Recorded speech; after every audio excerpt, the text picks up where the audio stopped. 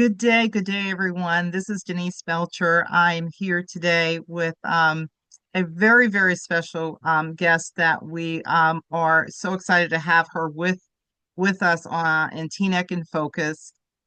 We have finishing off right now an opportunity to interview women, and we've been interviewing some really exciting women throughout the month of March, throughout Women's History Month. So we kind of thought, what better way than to finish off the month with a dynamic, inspiring woman that represents our state, the state of New Jersey, so very well. Please welcome Congresswoman LaMonica McIver. Welcome, Representative Thank you McIver. so How are you? much, Deputy Mayor. It's great to be on. Great to see you. Great to be on with Celine. I'm just super grateful to be here with you all today. Thank you. Thank you so much for being here. We know that you represent the New Jersey's 10th Congressional District since 2024.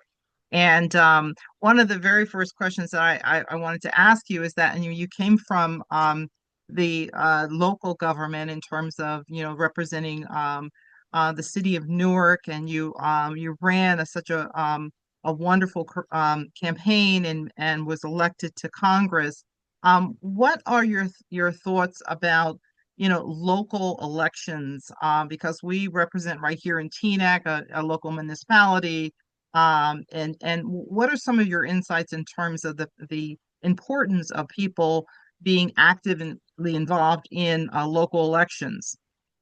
Yeah, well, so first of all, thank you so much for that question. Look, I think it's important for people to be involved in every election. I think we are seeing so many examples of that now. Many people sometimes only go out and vote for presidential elections and they stay at home for other elections like the school board and your local municipality. But in this day and time, and this has been the case, but even more now than ever, every level of representation for you and your family and your community matters. And so that's down to the school board, that's down to the municipalities, it's to the state level. I mean, all of these races really make the difference because when you are in the kind of fight that we're in right now, you need a army of people on different levels of government to be unified and on the same page to work on your behalf. And when you don't have that, that creates a void, in a different level of governments that we just cannot afford to have. And so I think people should be extremely engaged in all elections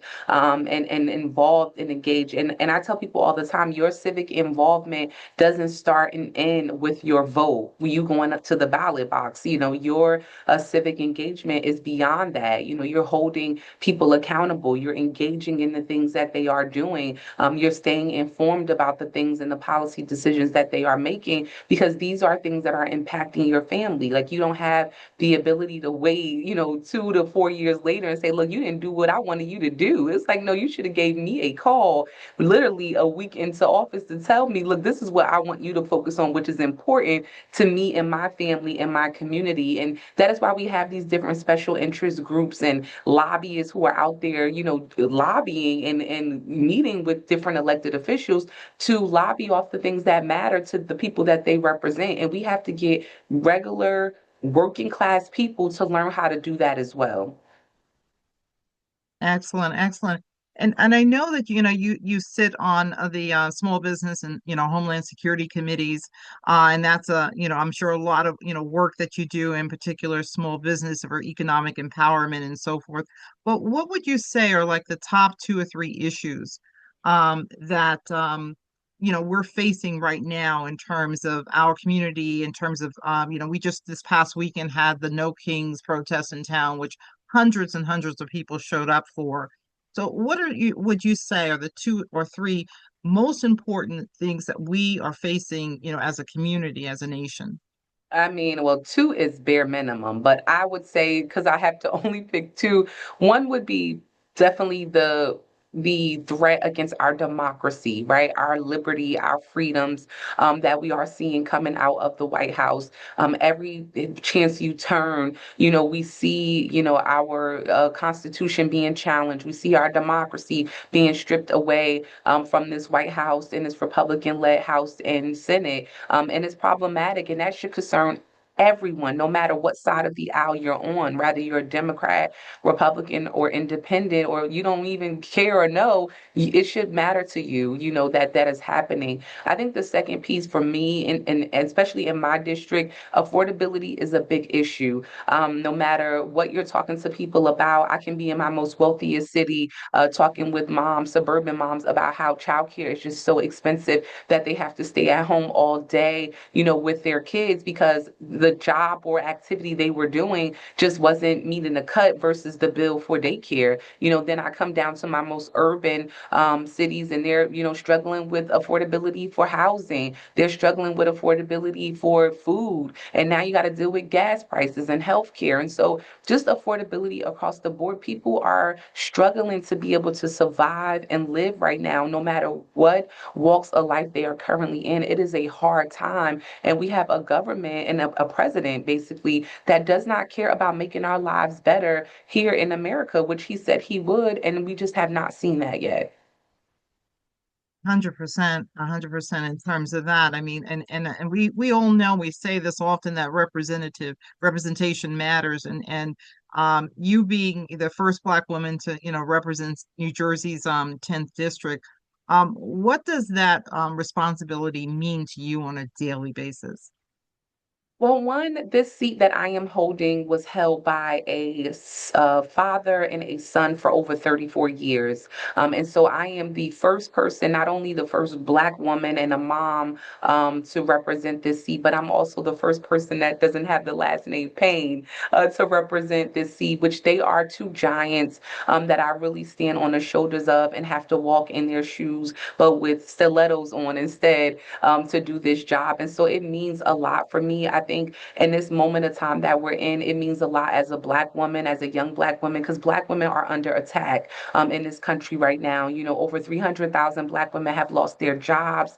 They are constantly being attacked. If you are at the highest level of serving in different capacities, we've seen the president fire Black women, constantly target them, attack them. And Black women are leading of their households. They are caring for their households. They are caring for their communities, the villages around them. And definitely, it is so much of a weight that they're all carrying right now, which means I'm carrying their weight, being their advocate right now and trying to fight for them and be the resistance for them. So it's really, really a tough time. And look, it's not something that is new to Black women, right? We have always stood in the gaps in different portions of the moments of times that we have encountered in this country. And so, literally it's nothing new. It's just a new day of it, of having to do that. And so, Black women are always carrying the well and the water of everything. And it's just tough. It's tough sometimes, but that's why it makes my job even tougher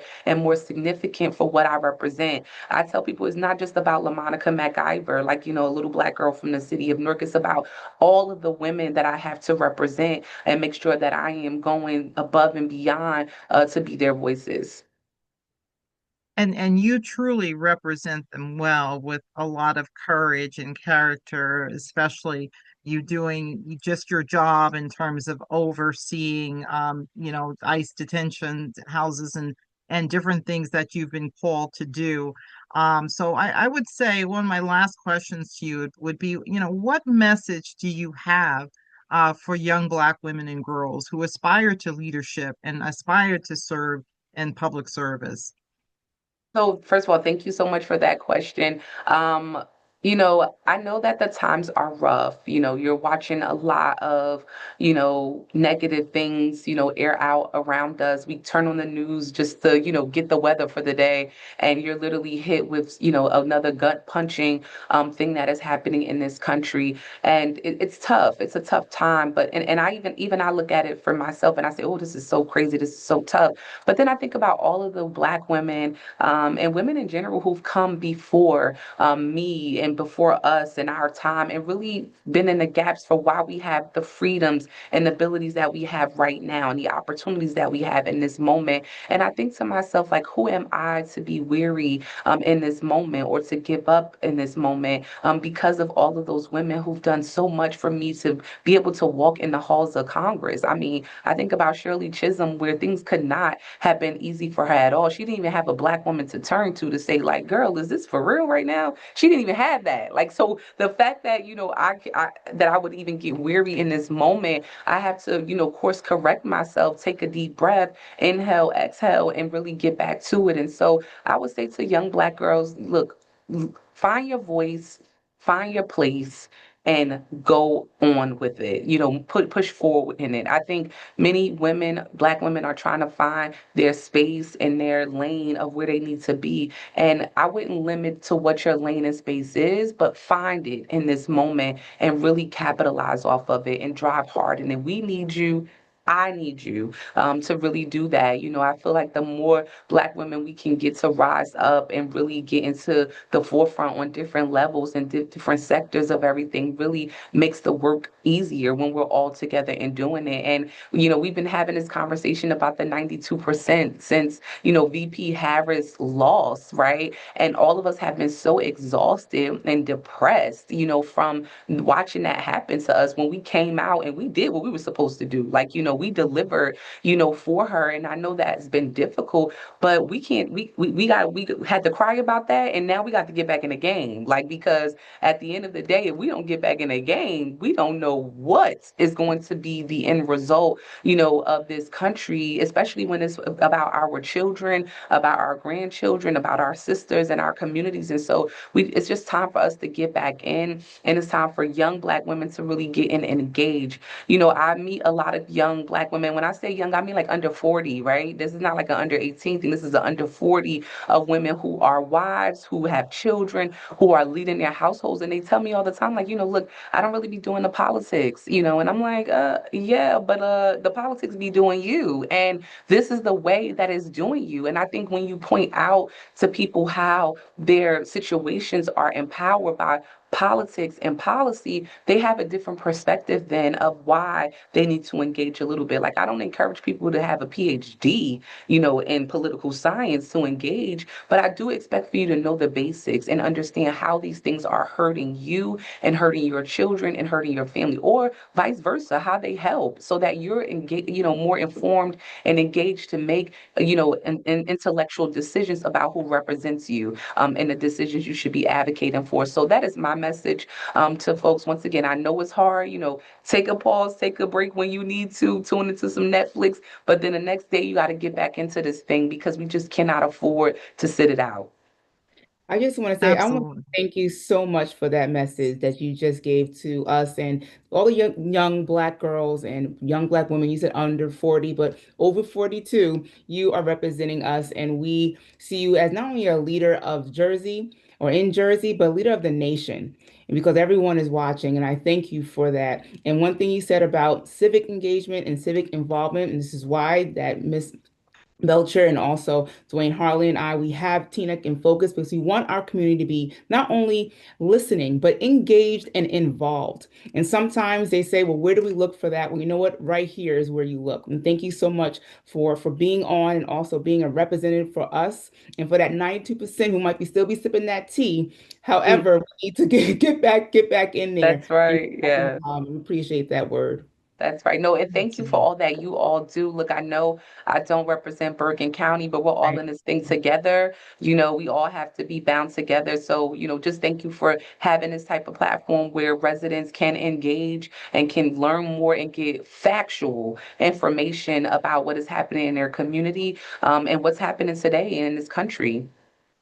100%, 100%. And Congresswoman McIver, we thank you so much for taking the time out of your busy schedule. And just know whenever you're in and near Teaneck, you have a place to visit. We'd love to have you on again in the future. Thank you for all that you do and all that you represent. And we continue to support you and encourage you in any way we can.